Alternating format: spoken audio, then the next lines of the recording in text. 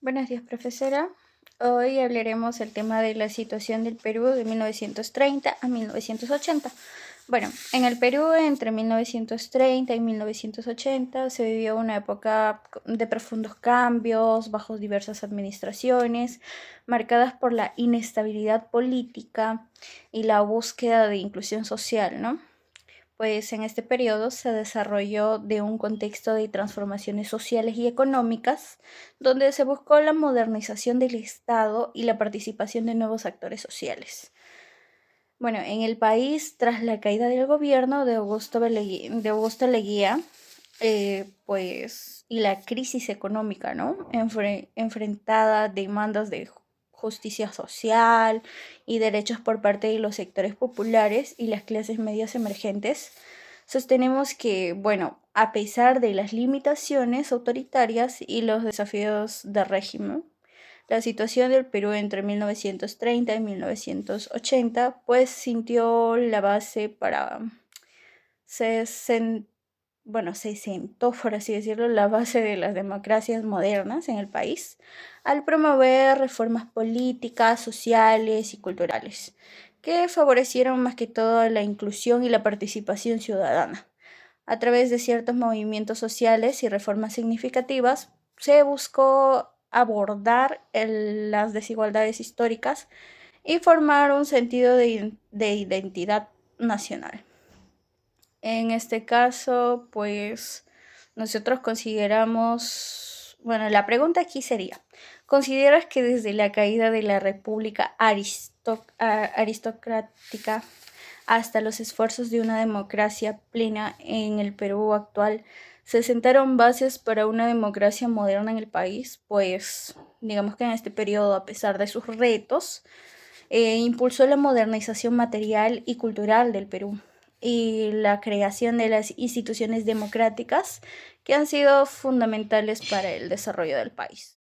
En el primer argumento presentamos que durante el periodo de 1930 a 1980, a pesar de las crisis políticas y sociales, se sentaron bases de la democracia moderna en el Perú que favorecieron a los sectores populares y clases medias. Entre estas, por ejemplo, en la década de 1960, la llegada de la reforma agraria y nacionalización de industrias, en la cual se buscó atender demandas de justicia social y mejorar las condiciones de vida y la desigualdad. ¿No? Como señala José Carlos Mariátegui, la reforma agraria es un paso fundamental para la liberación de las masas campesinas y la construcción de una nueva sociedad. Bueno, en este enfoque se evidencia más el interés que hubo en algunos gobiernos por atender las necesidades de algunos grupos que eran los menos privilegiados y considerar también y consolidar un apoyo político para esas personas y en estos sectores. Adicionarle también que a lo largo de este periodo se implementaron medidas que ampliaron las medidas de participación política en los sectores populares a las clases medias. A pesar de que los gobiernos eran autoritarios, se llevaron a cabo las elecciones y se promovieron movimientos sociales que exigían derechos y representación de estas. Eh, Afirma Cueto que los movimientos sociales en esta época buscaron visibilizar la demanda de sectores excluidos, ¿no? Especialmente de campesinos y trabajadores urbanos. Eh, También en ese sentido, a pesar de la representación y inestabilidad, se evidenció un creciente interés por parte de la ciudadanía en participar activamente en la actividad política del país y que marcó una clara tendencia a la inclusión y reivindicación de los derechos. En segundo lugar, desde el ámbito económico, el periodo entre 1930 y 1980 estuvo marcado por intentos de modernización productiva y de diversificación del aparato estatal, lo que contribuyó a sentar las bases de una economía más integrada y nacional. Durante las décadas de 1940 y 1950, el Estado peruano comenzó a adoptar políticas de industrialización y sustitución de importaciones con el fin de reducir la dependencia del mercado externo y fortalecer la producción interna. Estas medidas impulsaron a la creación de nuevas empresas, el desarrollo de infraestructura y el crecimiento de la clase trabajadora urbana, aunque también generaron desigualdades regionales y un modelo económico poco sostenible. Según Contreras y Cueto en 2013, el proceso de industrialización impulsado por el Estado buscó articular el mercado interno, pero mantuvo la concentración del poder económico en pocas manos. Esta situación reflejó los límites del desarrollo económico al no lograrse una redistribución equitativa de la riqueza ni una plena inclusión de las zonas rurales. Durante la década de 1960, las reformas emprendidas por el gobierno de Juan Velasco Alvarado representaron un cambio decisivo en la estructura económica y la nacionalización de sectores estratégicos como el petróleo, la minería y la energía y la redistribución de la tierra mediante la reforma agraria intentaron transformar las bases productivas del país y democratizar la propiedad. Pero sin embargo, estos procesos enfrentaron obstáculos debido a la falta de concentración y a la resistencia de las élites tradicionales. Como señala Claren en 2004, el reformismo militar de Velasco pretendió construir un capitalismo nacional autónomo, pero sus resultados fueron limitados por la debilidad institucional y la dependencia externa. A pesar de sus contradicciones, las políticas económicas de esta etapa contribuyeron a la modernización del aparato productivo y sentaron precedentes para un Estado más activo en la regulación de la economía.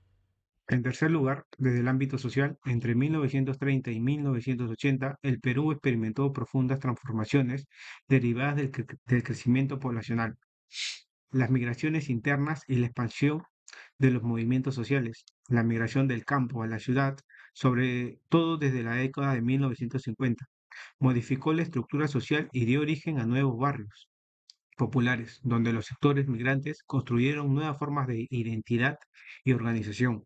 A su vez, el Estado impulsó reformas sociales,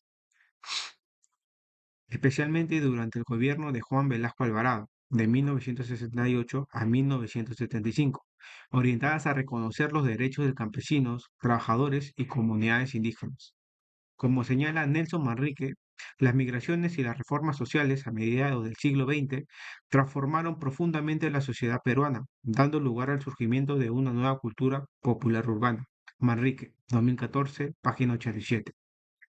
De igual forma, Carlos Ibanda Gregori sostiene que el proceso migratorio y la incorporación de los sectores populares a la vida urbana configuraron una nueva coincidencia social que redefinió la identidad social. De Gregori, 1990, página 56.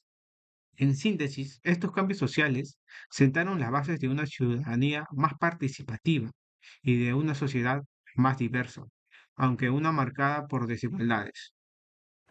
En cuarto lugar, entre los años 1930 y 1990, uno de los cambios más importantes que vivió el Perú fue la consolidación de una conciencia ciudadana y cultural más diversa. ¿Esto qué quiere decir? Que durante este periodo el país empezó a reconocer y valorar mucho más sus diferentes identidades culturales y regionales. Esto según el historiador Jorge Basadre. Este fortalecimiento de la identidad regional ayudó a muchas comunidades sentirse no tan apartadas y sentirse parte del proyecto nacional, es decir, parte del Perú como conjunto. Por otro lado, el politólogo Martin Tanaka señala que el surgimiento de movimientos culturales y asociados locales permitió que sectores que antes estaban marginados participaran activamente en la vida política y social del país. Aunque estos proyectos no siempre vinieron acompañados de una estabilidad política, sí fueron muy importantes porque fomentaron la integración social y ayudaron a construir las bases de un Estado más plural y representativo, donde se reconoce la diversidad del país y se busca incluir a todos los ciudadanos. Conclusión, entre 1930 y 1980, el Perú atravesó un periodo complejo y contradictorio, caracterizado por la inestabilidad política, los proyectos de modernización económica y los esfuerzos por ampliar la participación ciudadana. A pesar de los límites estructurales y los episodios autoritarios, este proceso histórico contribuyó de manera significativa a sentar las bases de una democracia moderna en el país.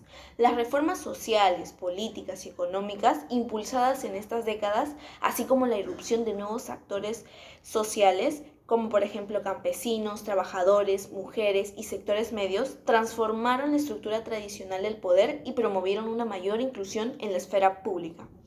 Las políticas de reforma agraria, la nacionalización de recursos estratégicos y la expansión de derechos sociales y políticos, aunque incompletas, evidenciaron un intento de construir un Estado más justo y participativo. Del mismo modo, las migraciones internas y surgimiento de una cultura popular urbana fortalecieron la identidad nacional y propiciaron una ciudadanía más activa.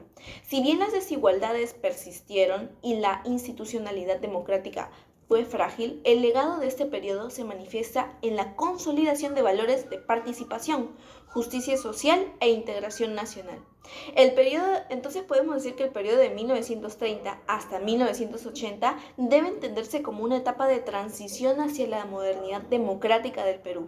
Las experiencias, reformas y tensiones de esos años no solo transformaron las estructuras sociales y económicas del país, sino que también configuraron las bases ideológicas y culturales sobre las cuales se ha construido un proyecto democrático contemporáneo. Por ello, este periodo contribuye a un punto de inflexión fundamental para comprender la evolución del Estado peruano y su búsqueda continua de equidad, desarrollo e inclusión. Gracias.